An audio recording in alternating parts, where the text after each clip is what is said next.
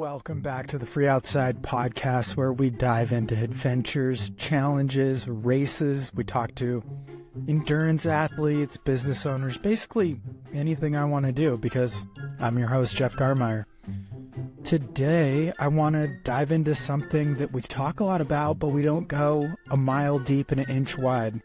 That was a good line I had there. So I want to dive into FKTs, specifically one FKT, the John Muir Trail FKT. And why is just to understand what some of the people that we have on the show, what these FKTs are all about, what it takes to get one done.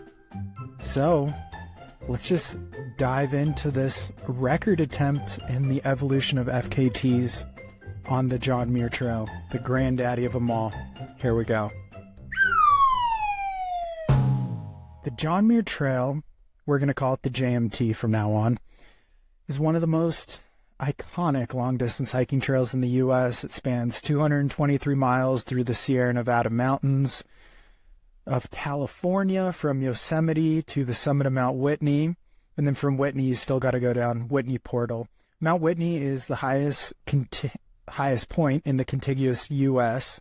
at 14,505 feet, named after the naturalist John Muir. The trail, the JMT, we're back to the JMT, passes through Yosemite, Kings Canyon National Park, and Sequoia National Park. So 3 national parks with a bang. It's pretty sweet. So how did it all start? The idea of the John Muir Trail was conceived in the early 20th century, 1915, about shortly after John Muir, the famous John Muir, his death. The Sierra Club and a few other groups proposed a high mountain trail named after him in his honor. So construction began in 1915, and it took a whopping 23 years to finish that sucker. It was pretty crazy. I mean, they had to build the trail. If you've been out on it, it's amazing where it goes through. So pretty incredible. That's probably why it took so long. Why is the trail significant? Well, beauty would be number one. Breathtaking scenery, alpine meadows, granite peaks, glacially carved valleys, and pristine lakes. Those are just some buzzwords, SEO, reach new listeners. It offers hikers unparalleled wilderness experience and is really one of the crown jewels of American long-distance hiking.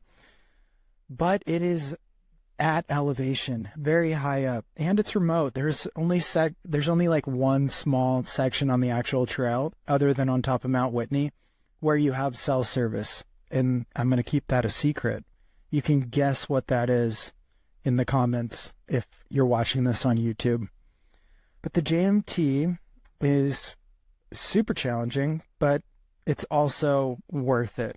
It's popular for thru hikers that can't really do the whole PCT or Appalachian Trail. It's 220 miles compared to 2,600 or 2,200, respectively, of those two trails.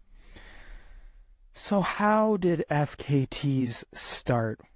Well, there's a pretty big history of them on the John Muir Trail. Since it is the crown jewel, it's that perfect distance to push yourself in, kind of right in that 3 to 5 day range as it's dropped. But the first ever recorded JMT FKT, I believe we're going to call it Ron Hannell and Joe Bullington in 1980, and they completed the trail in just under 5 days. It set the stage. Every FKT needs that benchmark time and moment to go for, and somebody establishing it.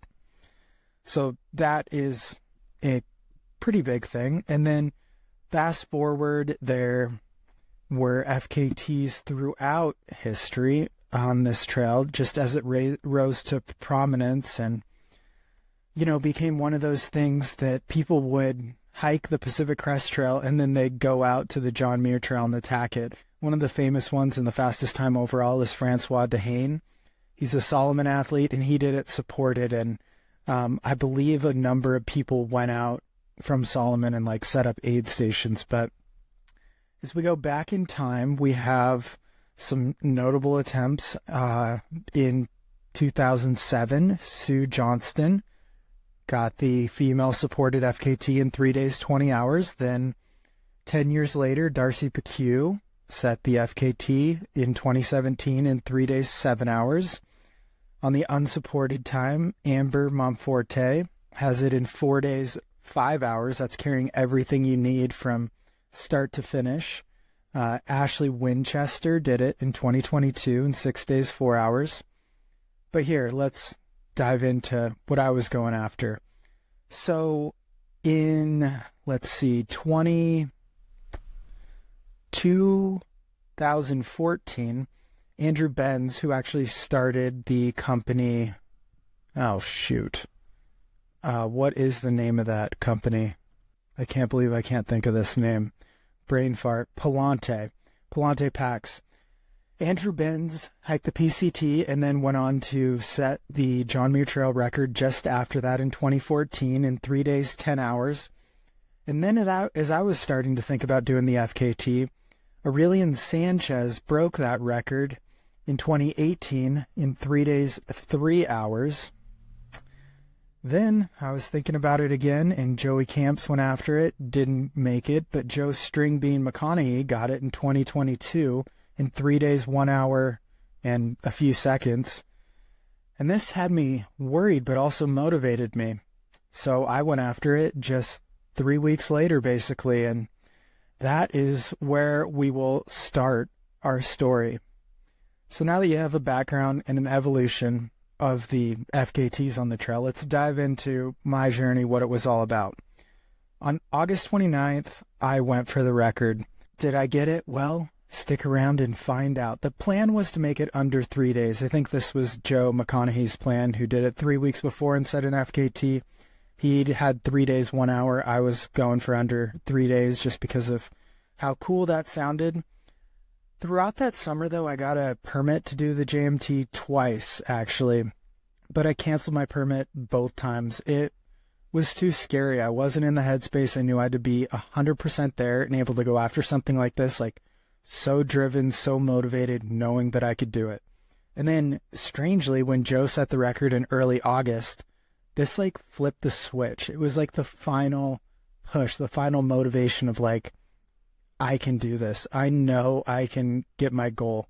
So within like 3 days, I packed up my stuff that I needed, plus a little extra in case I made changes along the way. This layout is just so pretty. I also am so spacey that I forgot to put my shoes in, which is kind of funny to me. But, wow. Now I should just like mess it up. Okay. Goodbye, gear photo. Drove out to Yosemite, stopped at a Winco, bought all the highest calories per ounce foods, and then got to Yosemite, picked up my permit, drove into the valley, fixed my pack up so it was ready to go for the morning, and camped out in the backpackers camp. I was ready to go after this thing with everything I had. It was kind of the pinnacle going back to doing the PCT in 2011. I always thought how cool it would be to do the John Muir Trail. It's really the first where FKTs started and gained prominence, so that's what had me driven to do it. So it's 7:33. Okay, 7:33 start. We're cooking. Probably running this first 100 yards way too fast, but you know, you gotta leave it all on the table or something like that. That's when I started. 7:33 in the morning, woke up with the sun, went through my pack one more time. I traded out my sleeping bag and tent for just an emergency blanket.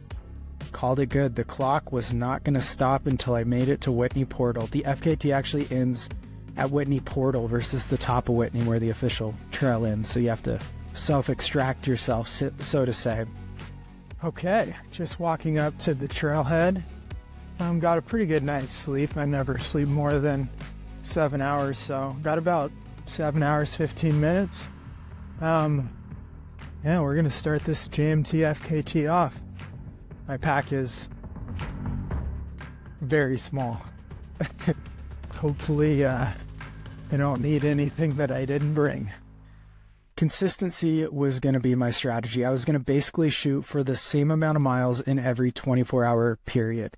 I've talked about the 24-hour periods before, but basically wherever I needed to sleep or rest or take a break or eat or do whatever, it would just be within a 24-hour period so that there was no pressure to have a set schedule each day and really go by feel and maximize how productive I could move the entire time. It was consistency.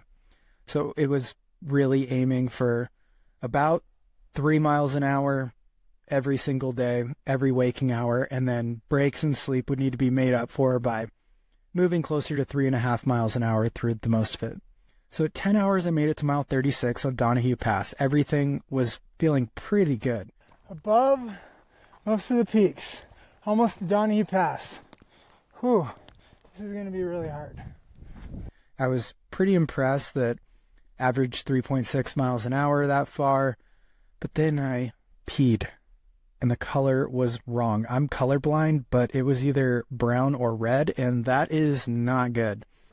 Well, my pee is brown, I think, but I'm colorblind, so red versus brown is pretty tough to see. Oh well, I think I'm fine. I thought I might have rhabdo. Not a good feeling when you have 180 miles left.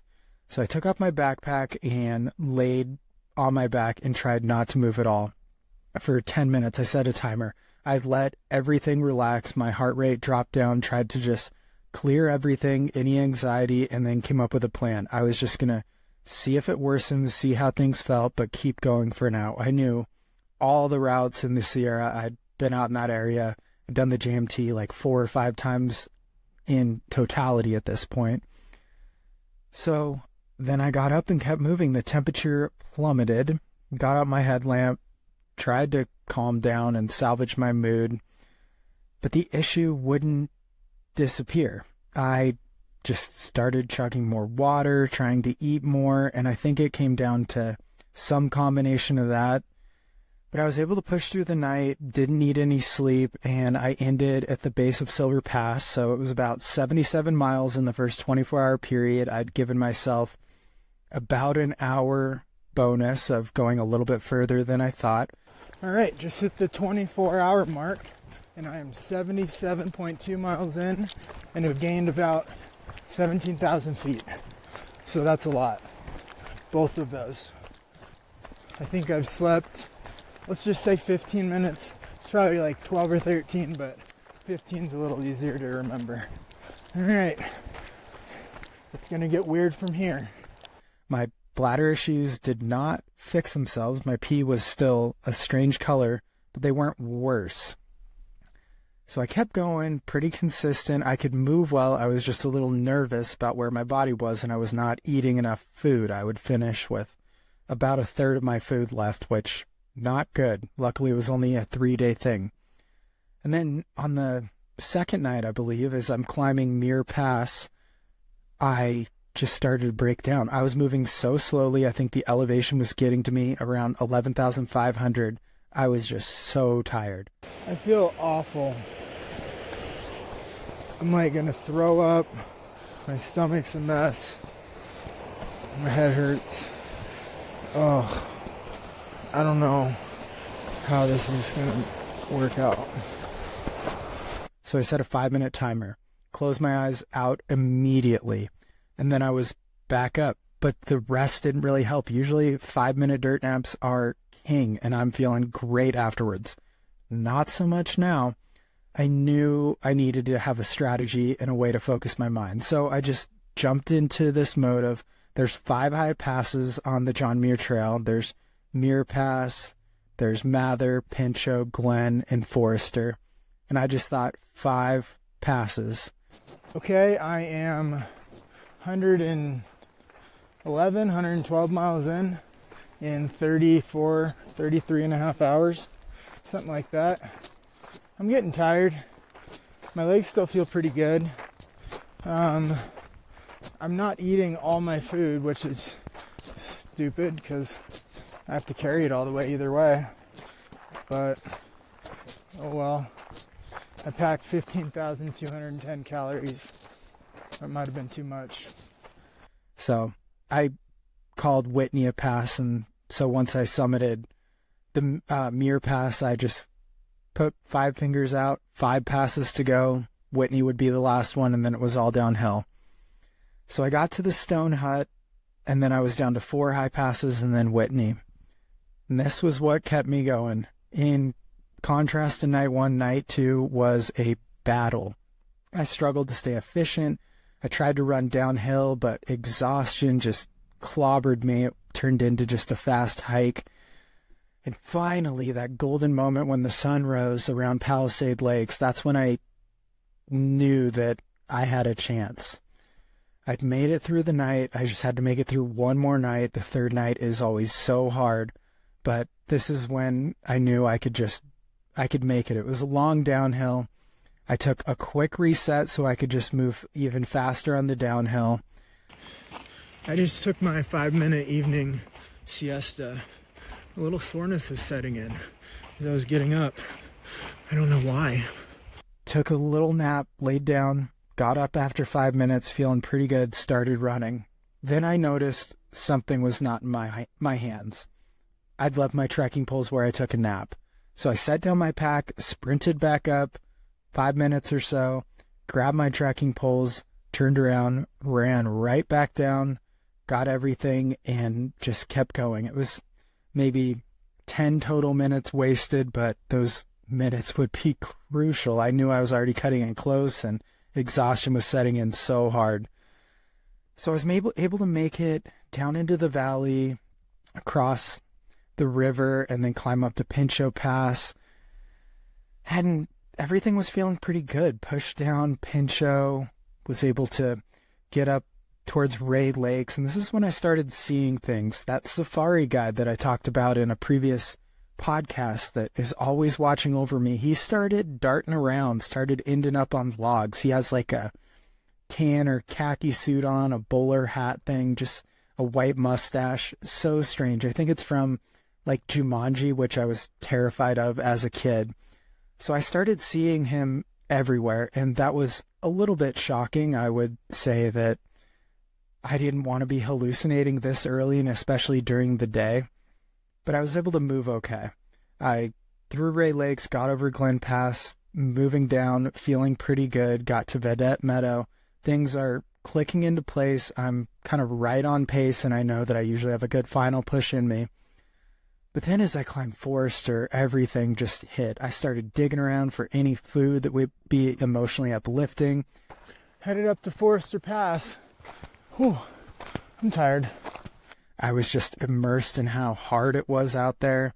I tried to run, but I rolled my ankle within minutes. My feet were just destroyed. My head screamed. My vision was dancing. Finally, after just sitting down every half mile to get up Forester, I made it. So I'm at the top. It's dark out, and I have to get to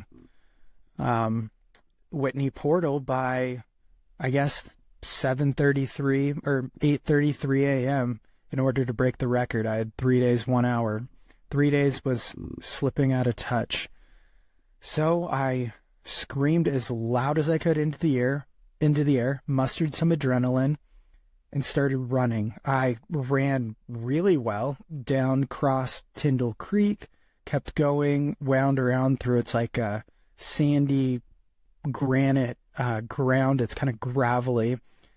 And then I just like blacked out. I woke up laying on the ground and was just like, what happened? What actually happened is I fell asleep while running and face planted probably. I ended up on the ground. When I came to, didn't have a concussion or anything, no injuries luckily. It was soft, gravelly terrain to fall on, and it was like, well, I cannot keep doing this for 25 miles or so. What I have to do is do a reset. So even though I'm cutting it really close to the record, I decided to set a 12-minute timer and just take a nap. Would it cost me? Maybe. But it's the only thing I could think of to reset myself. So I took a full 12-minute nap, slept, woke up, felt pretty good, and then the adrenaline was pumping. I had such a short amount of time to break the record that I knew I just had to go. So I literally jogged. Even if it was uphill, I was running with a pack on. This was a prototype pack I was actually testing, which not the best idea. But then one of the straps broke on the pack. Well, my backpack just broke, so I'm wearing it like a sling now. Oh, it doesn't feel that good. And so I tied that up while trying to hike fast and keep my moving pace up. And then the other side actually broke. So I got good info to tell the pack company about the strap. But then I had two straps tied together, broken pack, just hallucinating out of my butt, which, weird line. And I still have to climb the highest point in the contiguous U.S. So what I focused on was my breathing and the rhythm of my panting, and I just sunk into that. That's what my feet worked on. That's all that mattered. My goal was to make it to the top of Whitney by first light, and then I would have enough time to get down the switchbacks to Whitney Portal. And that's what I did. I ran so hard. Then I fell again. My screen actually cracked, but didn't matter. Jogged on. Threw my phone back in my pocket. Same thing. Didn't work before. Who cares now? I was just down to having one goal, and that goal was top of Whitney. So I made it up there just as the sun was rising. Made it to the top of Mount Whitney at 5:39. There's the hut. And then took a quick photo, admired the beauty because it was so pretty with the sunrise. And then I turned around, jogged down to the, Trail Pass or something. Jogged down 2 miles, kind of boulder hop my way, and then began the only section of the John Muir Trail I hadn't done. It's not even officially part of the trail. But I got to the intersection and then went down. And there's like a million switchbacks. I didn't know how far this section was because I'd never done it. And I started out doing maybe 10-minute miles. It's downhill. I'm feeling pretty good. Then I drop it to 9 because after like 3 miles, I couldn't see anything inspiring confidence that the end was getting closer. Then I was doing 8-minute miles, and the last two were 6-minute miles. About what turned out to be like 2 miles from the end. I had to pee so bad, but I only had like 30 minutes to break the FKT, so I did not want to stop. It'd throw off my rhythm. I'd be moving slower. So what did I do? I just let it go. Yep, I peed my pants to get the record. While I was running like 6 30-minute miles, continued down 1.5 miles later, I finally start seeing cars. I wind around the final switchback, touch the sign, and hit my watch so quick. 3 days, 47 minutes, 56 seconds. I broke the record by less than 13 minutes. The craziest thing ever. It was this thing for, I guess it would have been about 11 years that was a dream turned into a goal. And then in just that last week, it become a plan. And I was able to somehow successfully get that FKT. And it was morning time, so I hitched down into Bishop, got a room, wrote in an FKT report while super tired, slept in a hotel, and then had to hitchhike back to Yosemite Valley. It was really a pretty wild experience out there. It really showed me that having that mentality and that thought of what's required and what's required to get to that what's required of breaking 3 days, 1 hour really comes into play. You got to know yourself. You got to know when you're not moving well, when you're moving well, how to take advantage of those miles, how hard it's going to be, and then pacing. I think just by taking that 10 minutes or so at mile 40 when I was peeing brown, that really just helped me put everything in perspective, have a plan, something I could stick to in case something got worse or I had to self-extract and just become more aware of what I was doing. Because when I started out, it was all adrenaline, just flying up that hill, trying to give it everything I got. But that's not how I was going to get to the end of a 220-mile FKT. So that really just showed me that it's that micro goals, that 24-hour period, that knowing what's required, like 25 miles from the end, time's ticking. almost out of time, but I had to take a nap or I would have had no chance to get the record. That's basically how my JMT FKT worked. There's some articles out there. There's one in Outside if you want to read more about it and more of the intricacies of that and the gear that I took along the way. But that is our first dive into a real life FKT. So thank you for joining me on this journey through a fastest known time and what it takes out there. It was a pretty cool experience, testament to perseverance, pushing, and really unlocked a new pace and distance that I know I can tackle and go in the future and feel like I can go after. I think every stepping stone, whether it's FKTs, through hiking mileage, backpacking, or racing, it's like about unlocking new mileages. So your first 50 mile, I had some athletes I coached do a 50 mile a few days ago. And if that's your first one, it unlocks the next distance. Seeing that you did it, you managed to get through it, you were able to push that hard, even if it was a bad day, a good day, whatever, you've unlocked that in your mind that you can go a new distance. Same thing with the 100 milers, same thing with 250s. Moving this style for 3 days, it unlocked that I can do that. And that kind of flowed right into Cocodona 250 this year. So you want to listen to that podcast on how that went? Be right at home. Life update, I am back to running, so that is a great sign. And yeah, getting there. Not PCT. PT exercises, pretty busy. News story you guys should be following. All Right, I think with an extra L on Instagram. He's going for the Pacific Crest Trail record right now and throwing down massive days, like 60 plus mile days starting out. He's going south to north, so he's in the desert right now. Pretty cool story. We'll see how it turns out.